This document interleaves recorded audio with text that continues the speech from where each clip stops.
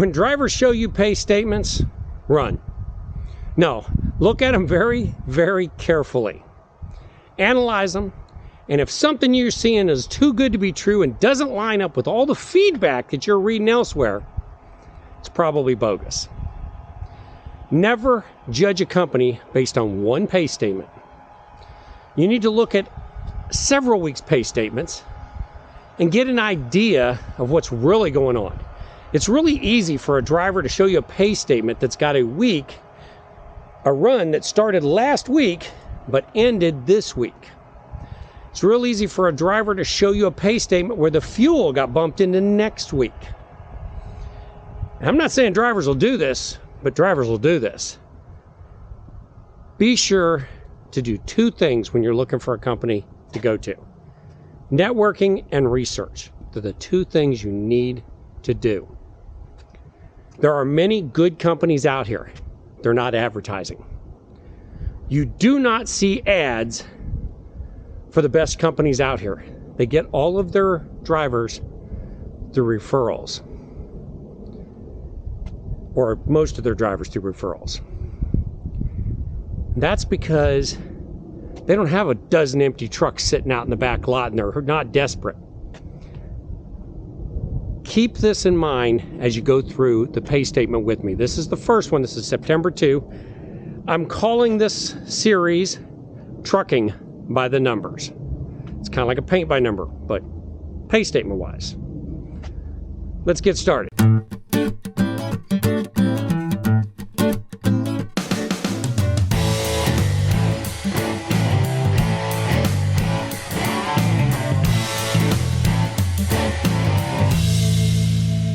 All right, load number one went from Lebanon, Tennessee to Hazelwood, Missouri. Had 42 empty miles for $0, 351 loaded miles for $438.75.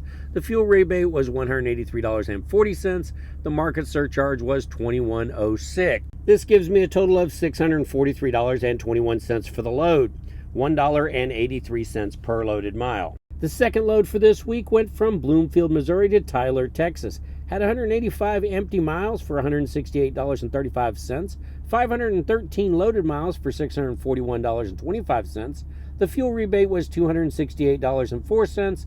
The market surcharge was $30.78. And there was $150 in detention paid. This comes to a total of $1,258.82 for the load, $2.45 per loaded mile. Okay, moving right along to load number 3, Jacksonville, Texas to Chester, Virginia. 28 empty miles for $0, 1,229 loaded miles for $1,536, fuel rebate of $682, market surcharge of $73. Overall, the load paid $2,292, which comes to $1.87 per loaded mile. Time from the fourth and final run. It was from Virginia to South Carolina. 76 empty miles got $32.50. 444 loaded miles got $550. The fuel rebate was $244.20. The market surcharge, $26.40. Overall, this load paid $853.10 or $1.92 per loaded mile. Okay, it's time to talk about fuel. I got fuel twice this week, both times at Love's, once in Leary, Texas, once in Waco. Leary, Texas, I got 131.696 gallons. Pump price was $5.08.09 for $670.20 total. It was discounted to $592.21, which was a savings of 59.2 cents per gallon. The second time I got 114.17 gallons, and it was discounted 42.9 cents per gallon. All right, here we're going to take a look at the log. Why are we looking at the log? Well, we look at several things on the log. When you look at the miles, you'll notice that it was 2909 miles that I drove. 2915 is what my odometer actually showed, and 2868 is what I was dispatched. Why the discrepancy? Well, the odometer obviously declares every mile that the truck moves. 2909 is the drive miles, the miles that I was on drive time. If I was on PC, those miles don't count on the drive line. And 2868 is what I was dispatched on. That's PC miler. I may have taken a different route a couple of times. One last thing to look at while we're on the log page is the miles per hour. This is the effective miles per hour.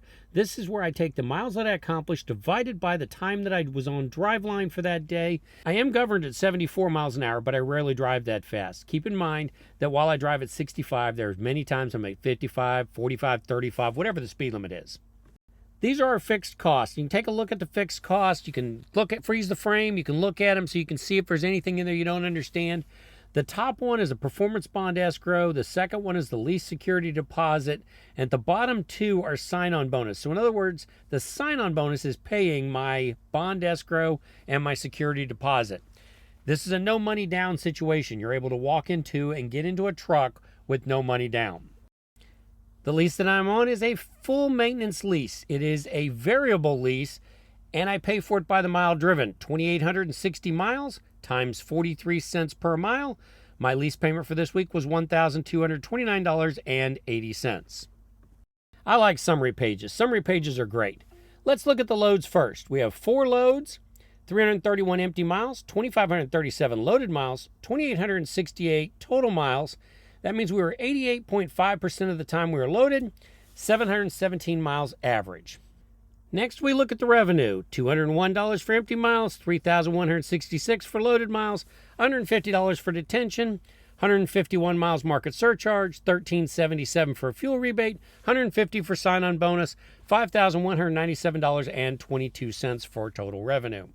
All right, now we have the expenses. $1,229 variable lease, $226 fixed expense, $10.92 for diesel fuel, $72 for DEF, $150 for deposits, and there was $1.50 that I didn't put on here, which was fees for using my Comdata card. Used it twice, 75-cent fee each time, which is what caused a discrepancy in the math you're going to see in a second. All right, and so the net was $2,423.80. I know I've talked pretty fast because I like to make these videos as short as possible and to go on a format that will be able to be used over and over again as I continue to do this week by week. I don't just make these numbers up, I show the pay statements. You will see pictures of all the pay statements at the end of the video. All right, this video is documenting my journey. Your journey may be different. Your miles may vary. Things are not the same for every driver at every situation, even at the same company. I tell you all that up front. If you have questions, I'll answer them. I'm not the guy who's going to try and hard sell you and tell you need to come here.